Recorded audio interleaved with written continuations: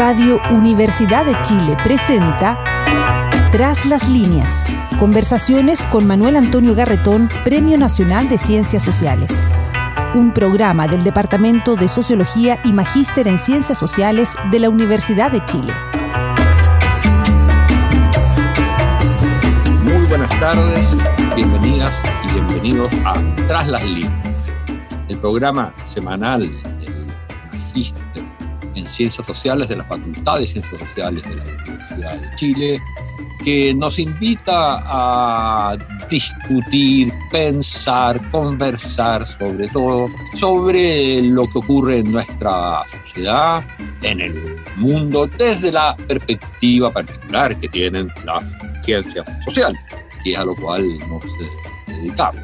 Y hoy día vamos a entrar en un tema fundamental que atraviesa muchas sociedades y que está atravesando principalmente nuestra sociedad.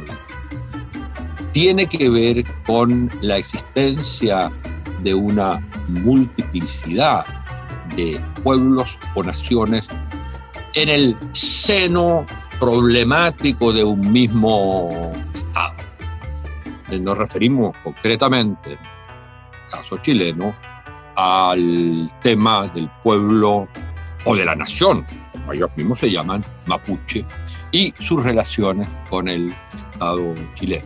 Aquí hemos estado en una situación permanente que no se resuelve nunca, que tiene de repente unos estallidos muy trágicos. Estamos viviendo en este momento uno de ellos, a partir de la situación del Machi que está preso, Celestino.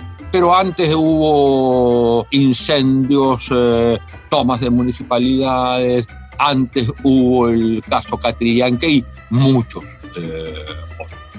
Aquí el que sea de tiempo en tiempo no da cuenta, no es solo un problema que pase de tiempo en tiempo, es que aquí hay un problema permanente que no hemos podido, no hemos querido, no hemos sabido resolver. Y para conversar sobre esto, hemos invitado a una excelente analista, especialista en el tema, que es del Instituto de Asuntos Públicos. Su nombre es Verónica Figueroa Huencho. Ella es profesora del Instituto de Asuntos Públicos de la Universidad de Chile, es doctora en Science Management, Ciencias de la Gestión, de la Universidad Ramón Llull. Tiene un postdoctorado en el Centro de Stanford, ha estado también como visitante en el Centro Latinoamericano de Harvard, es actualmente senadora universitaria, y tiene un libro que ha sido ganador de un premio muy importante en la Universidad de Chile. El libro es sobre la formulación de políticas públicas indígenas, evidencias de un fracaso sostenido. Bueno, y vamos a partir entonces por ahí. Vamos a partir por preguntarle cómo explica y por qué es evidente que todas las políticas públicas que ha ensayado el Estado de Chile a lo largo de la historia han sido un fracaso en relación con el pueblo mapuche. Muy buenas tardes, Verónica, y tiene usted la palabra para comenzar con esta pregunta. Muy bienvenida. Muchas gracias por la invitación, un saludo a todas y todos los que nos escuchan. Pues claro, hablar de pueblos indígenas supone adentrarse en un ámbito bien complejo, sobre todo cuando se aborda desde el ámbito del poder político, que es desde donde en las últimas décadas como pueblos y como pueblo mapuche, ¿no?, hemos intentado posicionar nuestro discurso. Y en mi libro lo que yo abordo son el proceso de formulación de políticas públicas, principalmente desde el retorno a la democracia hasta la actualidad, entendiendo obviamente que aquí hay una historia larga de una relación que el Estado ha planteado con los pueblos indígenas de manera conflictiva partiendo de la base de que no ha habido un reconocimiento de su existencia, incluso de su preexistencia. Y por lo tanto los pueblos indígenas no hemos formado parte en ninguna etapa de la historia, ¿no?, de las élites políticas que han decidido y han definido nuestro futuro, ¿no?, sino que más bien ha sido una parte de esta sociedad chilena la que ha liderado la toma de decisiones y ha ocupado los espacios públicos y por lo tanto los espacios del Estado. Y el proceso de formulación de políticas públicas indígenas se hace básicamente sin nosotros, ¿no? Pero yo diría que un elemento quizás más complejo es que se hace desde un ideario, ¿no?, de nación, desde un ideario de sociedad que no quiere mirarnos, que no quiere reconocernos, que más bien busca una incorporación forzada de manera permanente hacia este modelo de nación chilena, ¿no?, con principios propios de la nación chilena. A ver, entonces quiere decir que hay por lo menos dos problemas a la vista. Uno es el que las políticas públicas hacia el pueblo indígena son hacia el pueblo indígena, hacia los pueblos, no son con ellos. Y ese es un principal problema. Y lo segundo es que hay una visión de Estado, de sociedad, que incluso, y me da la impresión, si se les incorporara en la discusión, si esa visión de sociedad o de tipo de sociedad es predominante, es ideario, como dices tú, si eso es lo predominante, es lo que se impone, no tendría mayor resultado, porque se enfrentaría o se impondría a otra visión de cómo se quiere la sociedad. O sea, lo que tú estás planteando es un tema, a mi juicio, central, es que si queremos discutir sobre la política pueblo indígena, sobre los pueblos indígenas, tenemos que discutir con ellos sobre qué sociedad, no solo sobre cómo ellos se integran a algo ya dado, sino sobre qué sociedad queremos. Exacto. Ahora, eso tiene una cuestión fundamental, y es que para poder llevar adelante ese diálogo, que nosotros calificamos como un diálogo intercultural, tiene que haber una relación simétrica de poder, porque la construcción de esta nación se ha hecho teniendo una mirada subalterna respecto de los pueblos indígenas, ¿verdad? Si uno mira cómo este conocimiento occidental se ha ido instalando y por lo tanto se configura en la sociedad, en las instituciones de la sociedad, podemos ver que los pueblos indígenas hemos sido mirados ni siquiera como poseedores de un conocimiento, sino como poseedores de una cosmovisión, ¿verdad?, o de una cultura, con lo cual, de alguna manera, eso nos ha restado la posibilidad de poner nuestro conocimiento y que ese conocimiento sea válido. Entonces, cuando hablamos de un diálogo, lo que estamos diciendo es que tiene que haber primero simetría, ¿no?, en un equilibrio de poder, pero también una validación mutua, ¿no?, que tiene que hacer este Estado que no ha valorado, ¿no?, que no ha integrado a los pueblos indígenas para considerarlos actores válidos, ¿no?, como con capacidad de hacer propuestas, con capacidad de no solamente tener demandas respecto del Estado, sino también de pensar cómo nosotros como pueblos, con todas nuestras diversidades, ¿verdad?, territoriales, culturales, de conocimiento, tenemos también propuestas respecto del Estado. ¿Cómo nos gustaría reconfigurar este Estado? ¿Cómo nos gustaría reconfigurar esta sociedad, entendiendo que nuestra participación no se hace como un gesto de buena voluntad de esta nación chilena, ¿verdad?, sino que se hace en el entendido de que entre todas, ¿no?, estas posiciones y estas miradas podemos resolver múltiples problemas emergentes, pero también poder soñar un futuro de una sociedad mucho más amigable, mucho más equitativa, con una lógica más colectiva, ¿no?, mucho más amigable, por supuesto, con el medio ambiente, de estas ideas del buen vivir, ¿no?, del cume-moñén, que decimos nosotros en el pueblo mapuche. Detengámonos un poco en esto. O sea, por un lado, es qué tipo de sociedad, en el entendido que en la visión del pueblo mapuche hay también imaginario sobre el tipo de sociedad completa, no solo sobre su forma de integración, sino sobre lo que se quiere como sociedad. Ahí hay dos cuestiones antes de ver cómo se puede hacer el diálogo, digamos, para que sea en igualdad de poder. Pero tengamos por el momento en la visión de sociedad. Hay por un lado el tema de qué piensa el pueblo mapuche Pero la segunda cuestión es el pueblo mapuche. ¿Piensa el pueblo o hay también diversidades al interior? Si yo te preguntara a ti, digamos, para partir por lo primero, ¿qué tipo de sociedad crees tú que eso fuera la sociedad chilena, Chile, etcétera, se quisiera? Que sea cómo. Y después dime si tú crees que hay más de una sola visión y por lo tanto eso lleva al problema de cómo se expresa la diversidad mapuche en la formulación de un proyecto social. Sí, a ver, yo creo que lo primero que hay que entender es que este pueblo mapuche, ¿no? Con todas sus identidades territoriales, lafkenche, pehuenche, picunche incluso, huiliche, etcétera, ha convivido con una sociedad mayoritaria. Nosotros como pueblos hemos asistido a los establecimientos educativos de la nación chilena, conocemos su historia, conocemos sus valores, sus principios, por lo tanto, esa relación, si bien ha sido asimétrica, de alguna manera nos ha convertido a nosotros como pueblos indígenas en actores interculturales.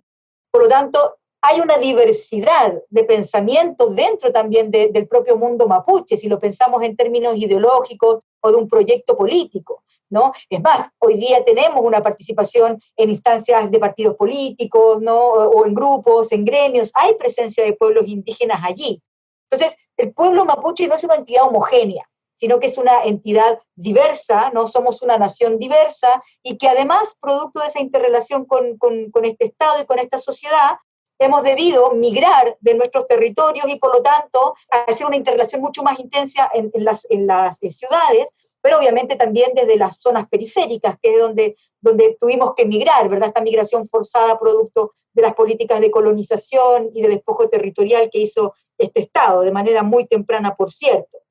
Por lo tanto, dentro del pueblo mapuche hay distintas propuestas. Es más, uno puede mirar que hay movimientos que hoy día están planteando, o principalmente de la década de los 90, están planteando una no relación con el Estado. No hay confianza en el Estado y por lo tanto no encuentran que haya un espacio para ese diálogo, salvo, ¿no?, por una vía no institucional o por la vía de un control territorial bajo lógicas de violencia, ¿verdad? Un poco la lógica que ha levantado la coordinadora Arauco Malleco.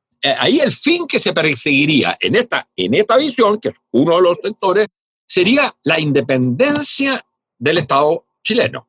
Absolutamente, claro. O sea, no hay un conocimiento, una legitimación de este Estado chileno. Pero esos grupos son los minoritarios.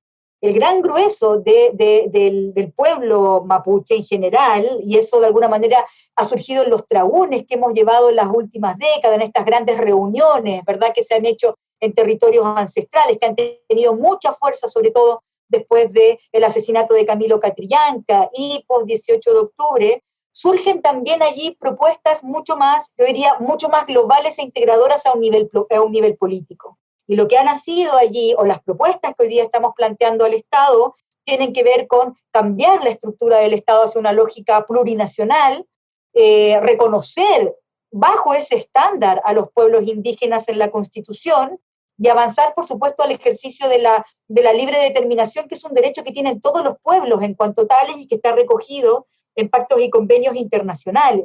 En un Estado plurinacional, sí, ¿qué significa la libre determinación? O lo que se trata, cuando se habla de libre determinación, se habla de la escisión o independencia. Pero si tú dices Estado plurinacional, no hay total libre determinación de las distintas naciones que pertenecen a ese Estado.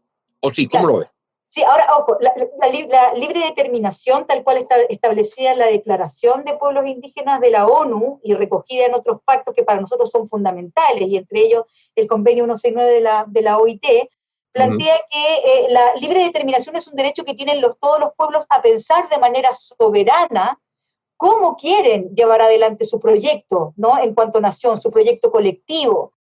Cuáles son los valores que quieren que preponderen en esa convivencia, cómo esperan verse en los próximos 30, 50, 100 años, cómo ven su lengua, cómo ven su cultura, cómo ven la convivencia colectiva en los espacios comunes, en los espacios públicos. Entonces, la libre determinación no es un ejercicio que solamente se dé en un Estado plurinacional.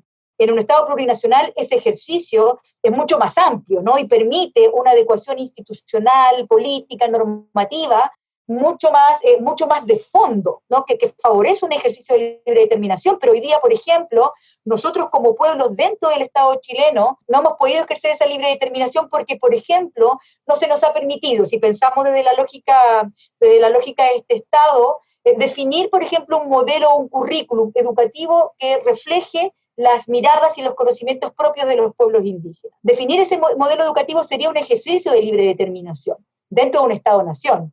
Ahora, dentro de un Estado plurinacional, entendiendo que está compuesto por diversas naciones, ¿no? El Estado de Chile en la actualidad en su Constitución dice que la soberanía recae en la nación, es decir, la nación cede ese poder al Estado para que actúe en su representación.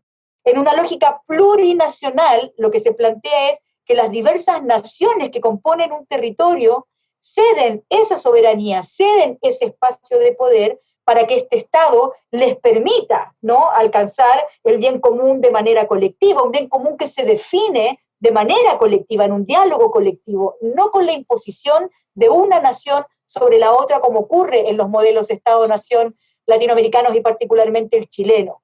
Entonces, un Estado plurinacional es una nueva concepción del Estado. Nosotros hemos estado más de 2 siglos, ¿verdad?, con esta lógica o esta influencia europea que asimila, y uno muchas veces escucha, ¿no?, a las élites políticas hablando o asimilando la nación al Estado, cuando son 2 constructos distintos.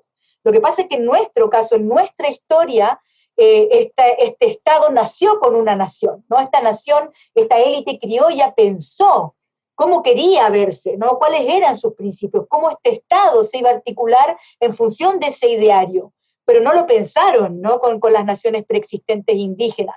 Más bien lo que intentaron fue que estas naciones, entendidas como bárbaras, ¿no?, como incivilizadas, como salvajes, como nos catalogaron, ¿verdad? Incluso hasta fines del 1800, ¿no? Éramos objetos de estudio, objetos de exposición en zoológicos humanos. Esa sociedad nos dio un lugar, y le dio un lugar a nuestro conocimiento, y le dio un lugar a nuestra institucionalidad, a nuestra cultura, y todo eso lo que vemos es que hoy día ese Estado hace aguas, ¿no? Hoy día vemos que está en tensión, porque los pueblos indígenas no solamente seguimos existiendo, sino que además estamos intentando correr el cerco para que este Estado por fin genere las adecuaciones para nuestro reconocimiento, ¿no? Un conocimiento que está en el marco internacional de derecho, no es algo que nosotros estemos inventando.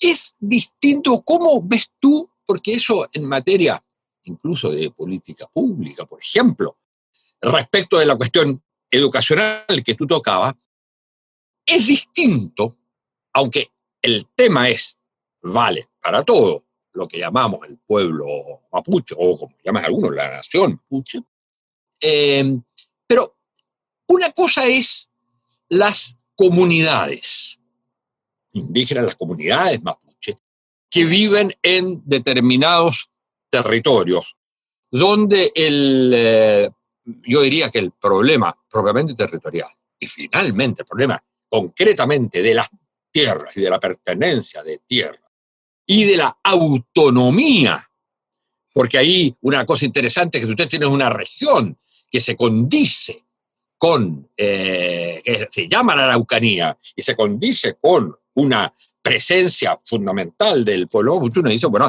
ahí tiene que haber autonomía, y esa autonomía tiene que ser distinta a la autonomía que tenga, por ejemplo, otra región, y en España hay ejemplos de esta diferencia entre los estatutos de autonomía de las distintas regiones son diferentes. Ahora, ahí hay entonces un primer problema, y que tiene que ver, uno, con el problema de la autonomía de la región, y otro que tiene que ver con el problema de la tierra. Y por otro lado, está el otro problema, que es el otro tema, que es el de la mayoría de la población, de la enorme cantidad de población mapuche que se siente como tal, pero que ya no vive en comunidades, que vive en otras regiones, en ciudades, mezclados con los otros en la vida cotidiana, digamos, que es en Santiago, por ejemplo. Entonces, ¿cómo es eso? Sí.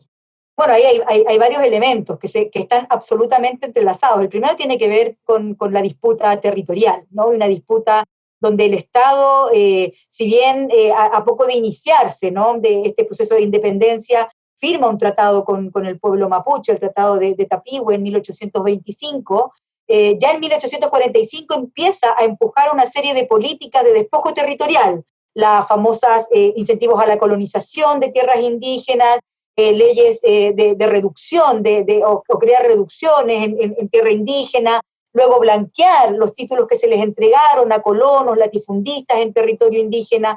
Por lo tanto, estamos hablando de ahí de una situación que sin duda es estructural y de difícil complejidad o de solución si el Estado no tiene una voluntad de hacer una restitución territorial, ¿verdad? El mecanismo hoy día es a través de los títulos de merced, de demostrar que esas tierras les pertenecen a las comunidades que habitan el territorio ancestral, pero donde obviamente esa verificación es lenta. Por lo tanto, hay un primer elemento que tiene que ver con la tierra.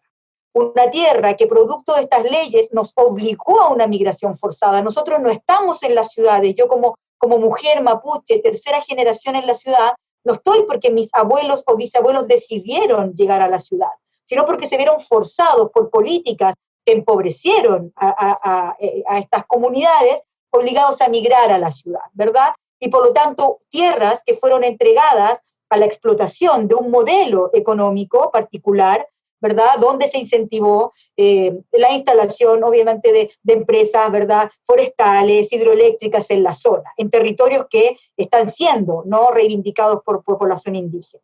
En concreto, ¿qué harías hoy día en esa situación? Con esas tierras, ¿qué se hace? O sea, aquí hay un proceso, hay dos vías. Una que es un proceso legítimo de restitución territorial.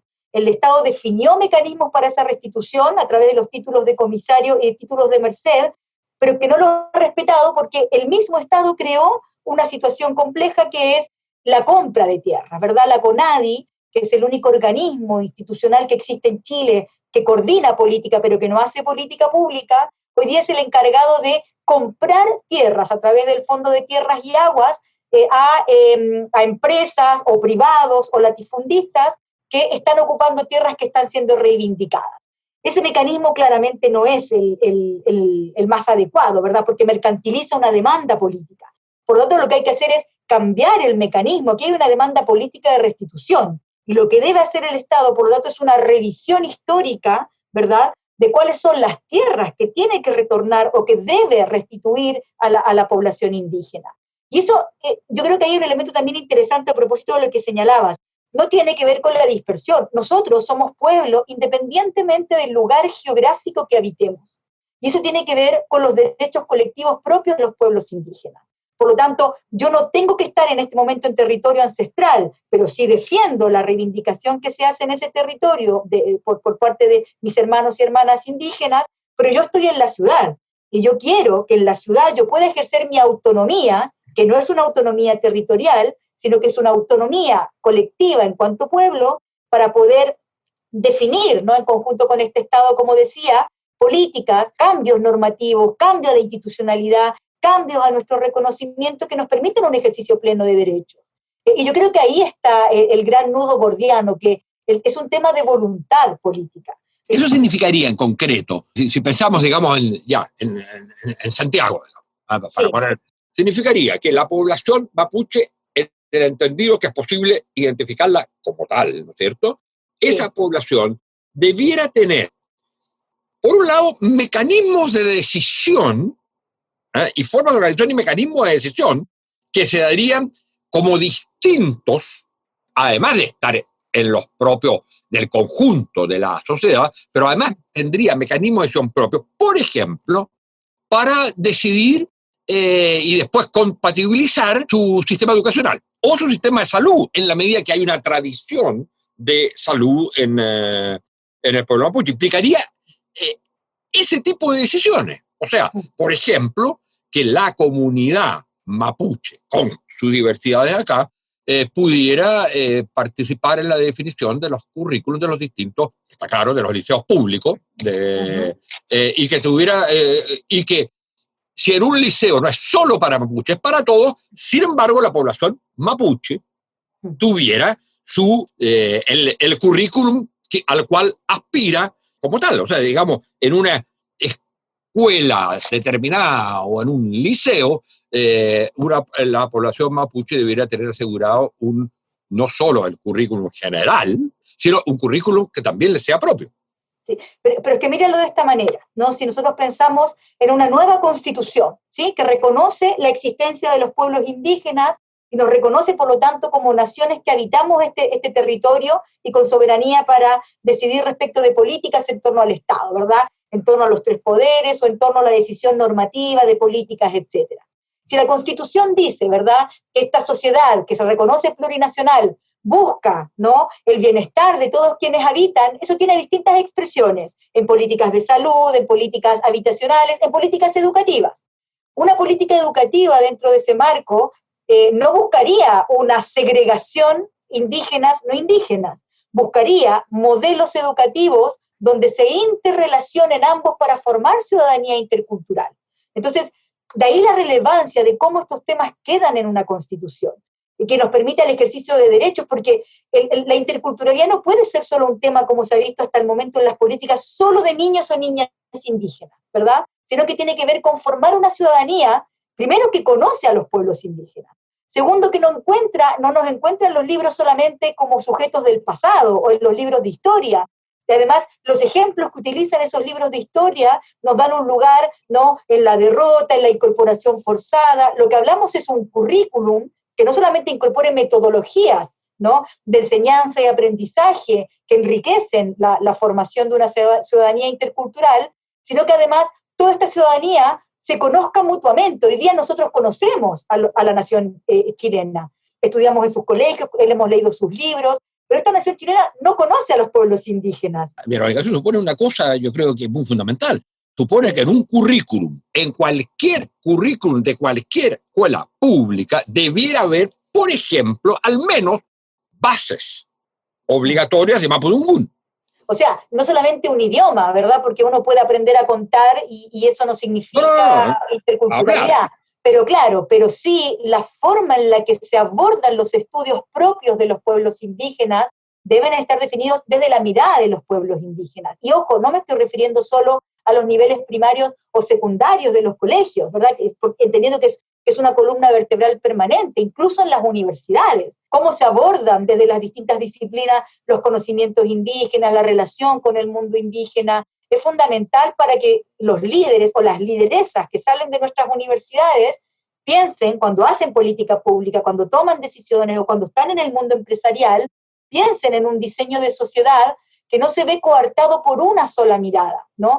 Sino que se ve ampliada, enriquecida, porque conoce, porque sabe, porque puede incorporar otras soluciones. Y yo creo que ahí está la clave hoy día de lo que estamos pidiendo nosotros, ¿verdad? Que este Estado por fin se asuma plurinacional y que eso signifique, ¿no?, cambios desde los elementos más estructurales, pasando por aquellos institucionales y normativos, y no quedarnos solo en aquellas cuestiones operativas, ¿verdad? No sacamos nada con tener un programa indígena, un programa de educación intercultural bilingüe, si es limitado en recursos, si solo se da en colegios con una matrícula no superior o hasta un 20%, si solo se da en sectores rurales, eso no tiene ningún impacto en un cambio en la sociedad. Pero claro, eso también requiere que la sociedad chilena quiera incorporar, ¿verdad?, ceda espacios para que esos conocimientos tengan lugar. Yo veo los resultados de las encuestas en el último tiempo y tengo bastante esperanza, ¿no? Porque ha ido aumentando mucho, ¿no? Más del 76%, decía la última CADEM, de parte de las y los encuestados que apoyan las demandas del pueblo mapuche. El tema es cómo se pega el salto de esa sensibilidad ciudadana a una decisión política, ¿no? Ahí yo creo que está el gran desafío hoy día. Bueno, Verónica, desgraciadamente nos pilló el tiempo, pero yo creo que ha sido muy aleccionador y muy interesante esta conversación. Lo que yo creo que lo central es entender que lo que se inicia ahora con el proceso constituyente es parte de un proceso de reconstrucción de la sociedad y del Estado chileno. Y cuando decimos reconstrucción significa que no puede ser o no puede tener las mismas bases estructurales, institucionales, de modelo de desarrollo y de imaginario cultural que la que ha tenido hasta ahora, y por lo tanto tampoco las mismas instituciones, sino que esto tiene que ser enteramente atravesado por la, digamos, presencia, lo que tú llamabas la interculturalidad, en la cual el pueblo mapuche juega un rol fundamental. Muchas gracias, Verónica, por esta visita a nuestro programa y esperamos que alguna vez se repita.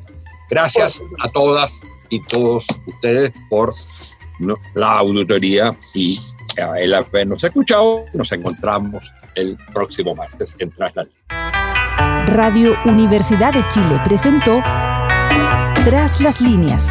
Conversaciones con Manuel Antonio Garretón, Premio Nacional de Ciencias Sociales. Un programa del Departamento de Sociología y Magíster en Ciencias Sociales de la Universidad de Chile.